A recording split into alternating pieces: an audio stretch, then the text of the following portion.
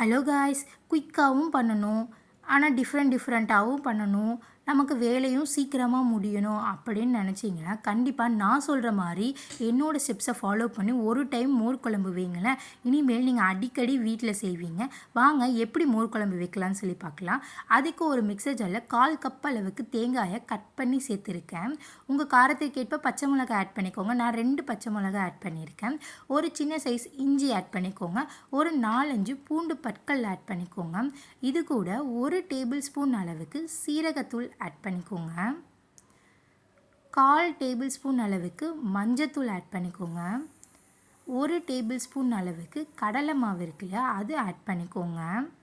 அவ்வளோதான்.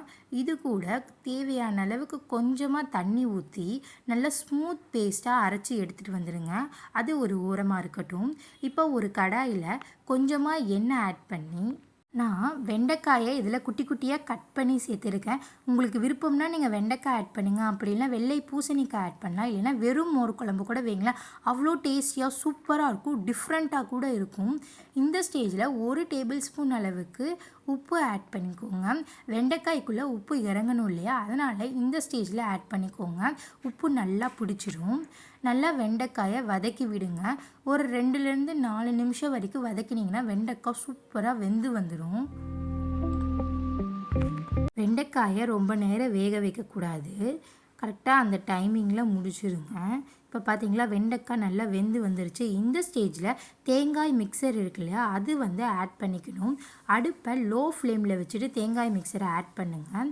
தேங்காய் சேர்த்துருக்கறனால ஒரு 2 நிமிஷம் வரைக்கும் மட்டும் அதை கொதிக்க விட்டால் போதும். ரொம்ப நேரம் பண்ண வேணாம், அப்புறம் டேஸ்ட் நல்லா இருக்காது.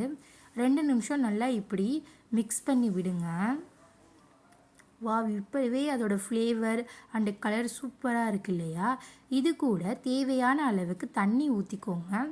உங்களுக்கு மோர் குழம்பு எவ்வளோ வேணுமோ அந்த லெவலுக்கு தண்ணி ஊற்றிக்கோங்க. நான் இங்கே 3/4 கப் அளவுக்கு தண்ணி ஆட் பண்ணியிருக்கேன். இப்போது அது ஒரு கொதி வர வரைக்கும் வெயிட் பண்ணுங்கள். கொதி வந்ததும் தயிர் 1 கப் அளவுக்கு ஆட் பண்ணிக்கலாம். தயிரை அப்படியே சேர்த்துடாதீங்க. ஒரு மிக்சியில் ஒரு ஓட்டிட்டு சேர்த்துங்க. அப்படி இல்லைன்னா உங்கள்கிட்ட விக்ஸ் இருந்துச்சுன்னா விக்ஸில் நல்லா விக்ஸ் பண்ணி விட்டுட்டு அதுக்கப்புறம் சேர்த்துக்கோங்க. இப்போ தேவையான அளவுக்கு உப்பு போட்டு அதை கொதிக்க விட்டுருங்க. இந்த சைடு தாளிப்பு ரெடி பண்ணிக்கலாம். ஒரு கடாயில் கொஞ்சமாக எண்ணெய் ஊற்றி கடுகு, உளுத்தம்பருப்பு, கருவேப்பிள்ளை, வரமிளகாயை கிள்ளி போட்டுக்கோங்க. இப்போது ஒரு பெரிய சைஸ் வெங்காயத்தை குட்டி குட்டியாக கட் பண்ணி வச்சுருக்கேன். அதையும் இதில் போட்டு நல்லா ஃப்ரை பண்ணிக்கலாம்.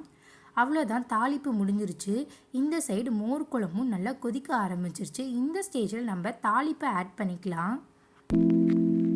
நல்லா தாளிப்பை ஆட் பண்ணிவிட்டு மிக்ஸ் பண்ணி விடுங்க.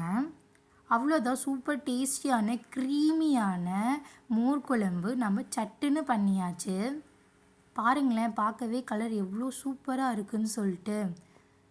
வாவ், அவ்வளோதான், மோர் குழம்பு ஈஸியாக ரெடி பண்ணியாச்சு. நம்ம சேனலில் உங்களுக்கு பிடிச்சிருந்தா சப்ஸ்கிரைப் பண்ணிட்டு பெல் ஐக்கானை கிளிக் பண்ணிக்கோங்க.